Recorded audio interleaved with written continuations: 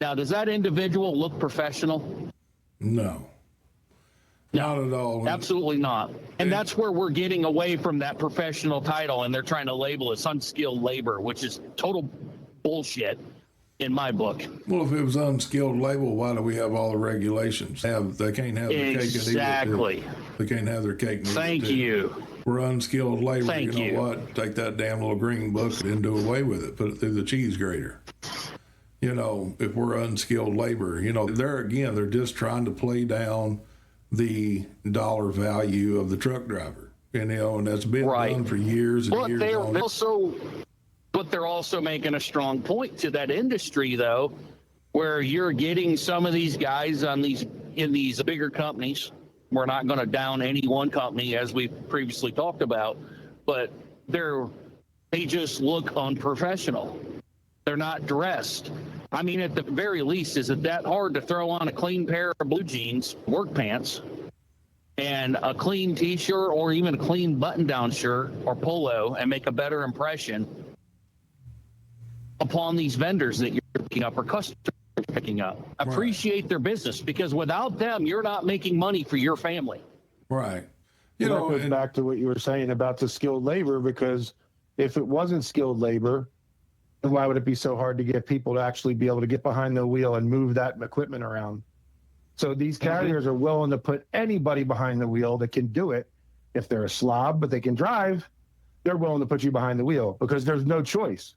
Now, if you had a line of guys with their tie on and shirt ironed and hair combed and, you know, groomed nicely, do you think that slob would have a job? No. But that goes right back to the point. It's not easy to do this job. No, it's not. No, and it's just like what I said the other day. You know, we have an issue when a lot of people play down and try to treat the truck driver like a third-class citizen. But you can't look and act and walk and talk like a third-class citizen and expect to be treated differently. You know, you're going to be treated accordingly to what you put forward. You know, and it's kind of like when you go out here and you wash and wax your car and you clean it up and armor all the dash and shine the tires up. Man, that damn car drives better. It feels better. It runs better. It gets better gas mileage. I mean, it's like a brand new car. And think about yourself in that same aspect. You know, go wash your ass. You know, put some nice clothes on and comb your hair, brush your teeth. You'll feel like a different kind of human being. You'll feel like a real and important human being and be, you know, it just, you bring attitude to yourself, whether it's negative or it's positive. And God, for God's sakes, deodorant is not your enemy. Wear the deodorant. Oh, yeah. Don't even get me started on deodorant. You know, I'm going to tell you. I raised 5 boys, and I'm going to tell you what. One of them boys come out of their room without some deodorant on, my little 5-foot wife would have her foot right in somebody's hind end. Well, that's what it needs to be. I'm going through it with my young boy with his hygiene. I won't go into a lot of details, but by God, we are battling with his hygiene. Oh, yeah. And he's about one step removed from me stripping him down outside and just giving him a cold hose bath. No, sometimes if you don't that's start what it acting takes. right. Sometimes that's what it takes. You know, I had a student that done that way. I kept telling him, hey, come on, let's go get a shower. Oh, I'm good. We went a couple of weeks. You know, he may have took one shower. I caught his ass out in the damn fuel out. I just hosed him down. I said, man, I've smelt your stinking ass all I'm going to. I did. I hosed his ass down You right did there. it. No way. You know I did. Oh, yeah, that's the scary part. I know you did. Yeah, I don't play around. Oh, my God. Nope, I don't play around. Oh, my goodness. Yeah. I mean, the kid could drive. But I ended up taking him back to the terminal, and I said, I ain't taking him back. And he's like, well, we can't give you 100% credit on him. I said, I don't care. I said, I can't. I just can't. Is that the same fellow that said, I guess he defecated in your seat? And he said, what? You said, what happened? He said, I farted. He said, that's no fart. Wasn't that him? Yeah. He shit in my seat. I am not joking. Oh, no. We were over in Baltimore. I forgot about that. Leave it to Mike. Bring this back up. Damn. This was a good one. That was a memory you were trying to compartmentalize and forget about. I'm over in the jump seat, and he's backing in, in Baltimore. And he got so worked up in Baltimore traffic, he shit in my seat. I am not kidding me. I can't make this shit up. Yeah. He shit in my damn seat. He got up, and there's a shit stain in my seat. And I said, what the? If it was F Atlanta, was I that? could understand. Oh, my God, I was so mad. And I saw wives might not get that out, man. Oh, no. Oh, I was mad. Oh, I was tore up. Oh, I would have been mad. That I can see why you cold hosed, showered that cat outside the fuel island, man. Oh, he'd go take a shower. There ain't no damn way. He'd go take a shower and he'd still stink when he come out. I could pass him, man. You got soap. You got, trying to hint, dude. Yeah. You need to do something besides what you're doing. And I'll tell you what. You smell like a sack full of assholes, dude. I mean, you got to be doing something wrong. And there ain't no call for that. There are no call for that. I mean, it is just, I don't know what How can you not? is. How can you not smell yourself? I am so self-conscious about how I smell out here as a driver because we constantly have Scrutinized. customer interaction because of where I work. I mean, it's numerous customers a day. And if I start to smell bad, man, I'm like, I got to get in and get a shower. I got to do something to not smell bad. This is not going to work. If I can smell me, someone else can smell me. Yeah, I mean, you wonder why we get treated like a third-class citizen. If you go, you're stinking so bad, they got to hold their breath to wait on you at the window.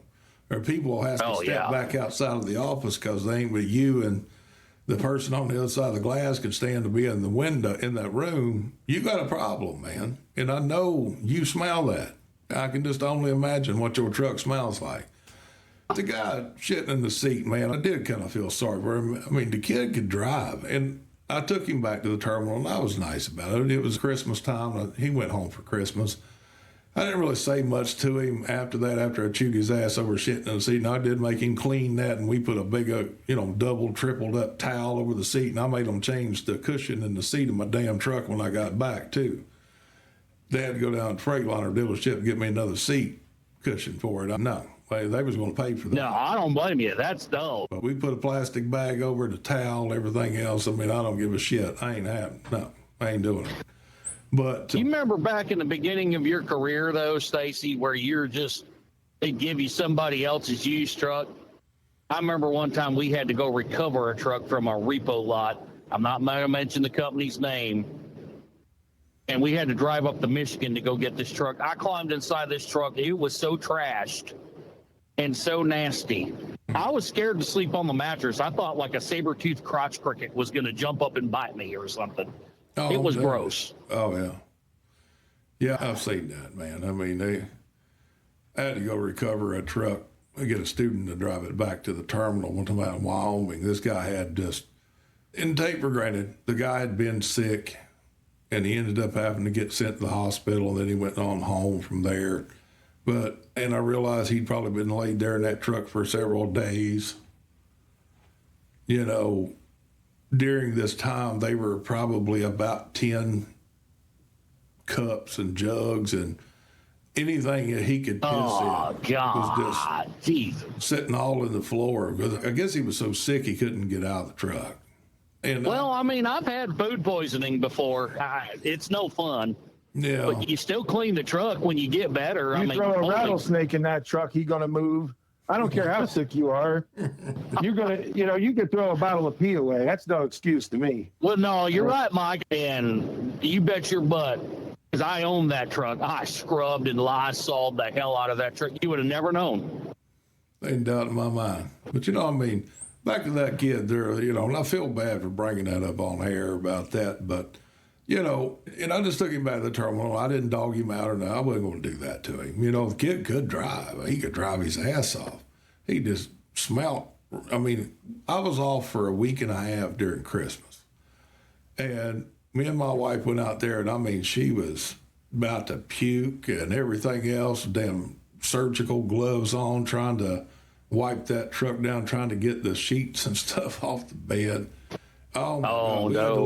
We had to leave the damn sleeper windows open and the windows cracked and still sprayed that truck down. Man, we deep cleaned that truck. Like Febreze was not eliminating that odor. Oh, Febreze wouldn't touch it. I mean, it was just horrible. And I just told the training dude there, I said, look, he can drive. I don't want to take away from his talent. He's a great driver, but I can't deal with the hygiene. I just can't. Yeah, And, but hygiene's that bad. Yeah. It's a big turnoff from wanting to train anybody else. Right. You know, and I trained people because I loved helping and training people. That's just my nature. That's who I am. And I've done it for years. I mean, hell, I trained Mike here, from Texas. I trained him, 10, 11 years ago. He's a very successful owner operator now, I remember the first time I told him it was time to go get him a truck, and I thought we was going to have to hog tie him down there to get the truck. He didn't want no part of it. But you're glad you did it now, I'm sure. Yeah, well, back then, all I wanted to do was I just wanted to make an honest living. And once I learned how to move the rig around without killing anybody, I was kind of satisfied. But then you did talk me into it, and I'm glad you did. Now I'd have a hard time being a company driver. I've gotten really spoiled working where I work as a company driver. I told Stacey before, if I ever lost this job, I would probably have to go out and buy me another truck because I don't think I could be a company driver anywhere else. No. But I don't know. I'm kind of an asshole. I don't like being told what to do, and that's just the bottom line. I just don't. Yeah. I was, and for clarification, I was agreeing with the part of I don't like being told what to do too much either. That's for sure. But, I train because I love to train. Now, did I put up with some shit? Yeah, you ain't kidding. I mean, I put up with some shit training, literally shit in my seat. But, you get some that just, man, you swear, man, why do I do this? I ain't doing this no more. The hell with this shit. Why do I put myself through this? And then you get one that's very successful that really listened and learned and questioned, and they wanted to learn. They were a sponge. Every piece of knowledge you had to offer, they were there to take it, and that's what made it worth the while. Is seeing the end results. Not everyone was as successful as the other. I mean, some are still company drivers, and there ain't nothing wrong with that. But I've never heard of any one of my students ever having a major, knock on wood, accident or hurting anybody. And that's what it's all about. You're going to make mistakes. I don't give a damn how good a trainer you had. You're going to make mistakes. You're going to have little incidences or something from time to time here or there. So, it's this, you do the best you can and try to be as close to perfect as you can and just try not to get anybody hurt. That's the main thing, and these wrecks that we see out here time and time again, just, killing people and everything else, and the U-turns and, especially the guys out here with the lack of training. And I guess I'm so tuned in on that is because that is a huge thing. That's something that I complained about even back in the day. I complained even about the schools and stuff that the companies that I would train for because I'd watch them. I mean, you tell them, hey, this person can't drive. They don't need to be turned loose. And they just undermine you and turn them loose anyway. I've heard that a lot in the industry, man, and it's really sad to hear that. Of course, you got to wonder sometimes the truck driving schools themselves. I've checked into that thinking, oh man, that would be a great job to get me off the road. They don't pay shit. And, the ones I looked at don't. And that's kind of why I hate to say it. Maybe you're not getting the best training at some of them schools. Now, I ain't saying all schools are like that, but, that could be a very strong possibility. You get what you pay for sometimes. They are some better schools than others. I've gotten over the years, back when I did train, we would have certain schools from here to there. We would get students out of, and you could clearly see the difference. Right. That roadmaster down in Jacksonville there, And they do pretty damn good. I mean, I've got some really good students out of Roadmaster down there. And there's a couple other ones that I've gotten some good students out of, Pennsylvania up there around Carlisle. There was a good school up there. I heard that one was a good one. I think that's actually where Mike went to here. But the ones I checked into are Missouri. I think it was AA Trucking over there. Yeah, that guy was pretty cool. I think he's the one that gave me my license. Actually, he could. No, you didn't buy. He could them, actually sign off on you. You didn't buy them, did you? Huh?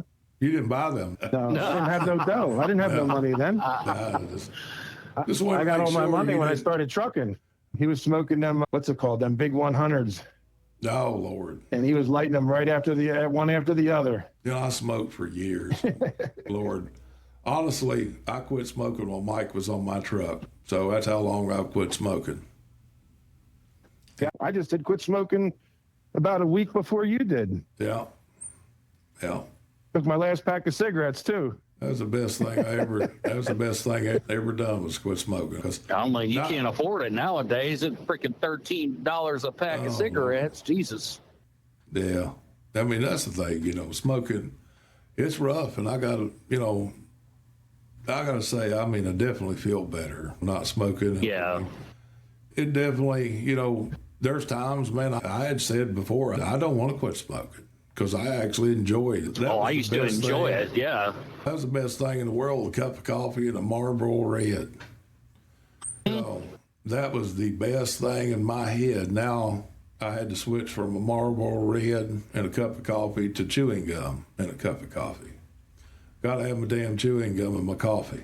I don't know why. That's my thing now. But at least it ain't cigarettes. Chewing gum's a hell of a lot cheaper than cigarettes. Yeah. Even back then, smoking was expensive, and I can just imagine what it is now. It's just unreal. Oh, God. Yeah, that's for I don't think it's going up that much. I looked at a pack of cigarettes, not to buy, but I was just curious. I'm standing there, and they were $7 a pack back then. 10 years ago, $5, $6, $7. I think New York, they were states. 10. Yeah, I was going to say certain states like New York for Marlboro and Newport. I heard they were 13 back when my stepfather was living up there, and he's a smoker, and my mom was complaining about the cost up there, and I said, man, I'm glad I gave it up because I was smoking a pack and a half a day. I used to, similar to Stacey, I'd wake up in the morning, have my coffee, and I'd have a Camel 99, and then I'd smoke a pipe in the nighttime. I'd get done with dinner, and I'd sit there and enjoy me some cherry tobacco in my pipe and smoke a pipe outside and just relax. It was soothing. Enjoyed it. Yeah. Yeah, I had to have a damn Marlboro Red to get my lungs started first thing in the morning, but I don't know. I'm glad I quit smoking. It was 10 years or better.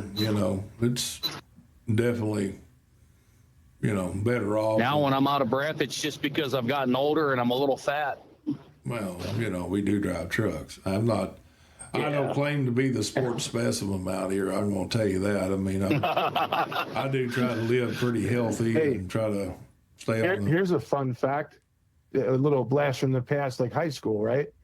So in Texas, now I wasn't born in Texas. I'm sure y'all can tell by my accent, but in Texas, you can take barbecue as a class in school. You can take barbecue class in school, in high school. No.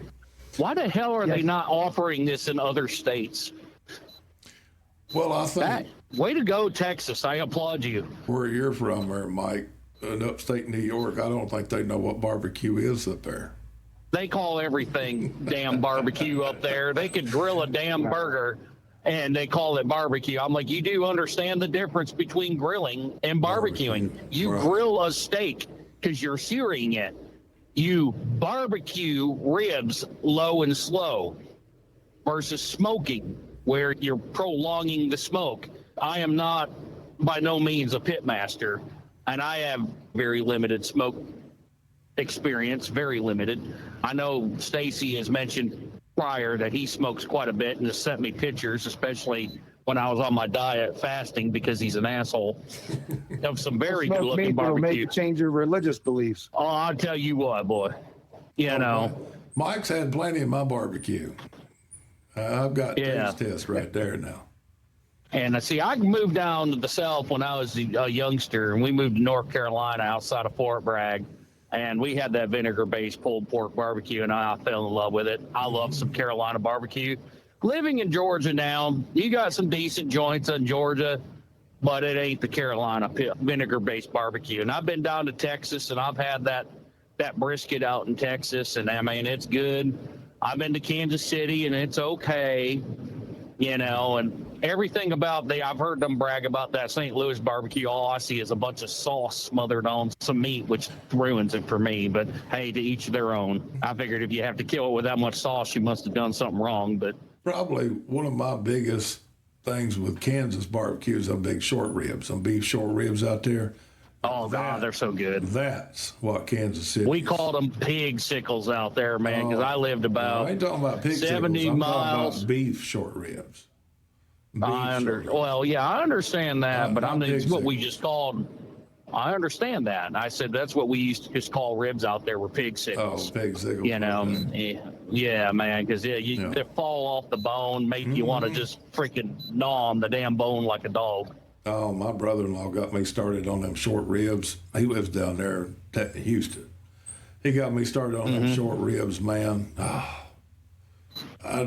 That's a close, probably damn near a tie. There's some short ribs and a good ribeye steak. I'm telling you. Oh yeah. Them short ribs, if you do them right and get the right rub on them and everything, which, talking about all this brings me to my next thing here. We're getting ready to start we're going to do it on the same thing here with the podcast, but we're going to start the Truckers Radio Podcast Lounge, where we're just going to conversate about things like this. Going to get a couple of guys and we'll set it up where I've got a number people can call in from time to time.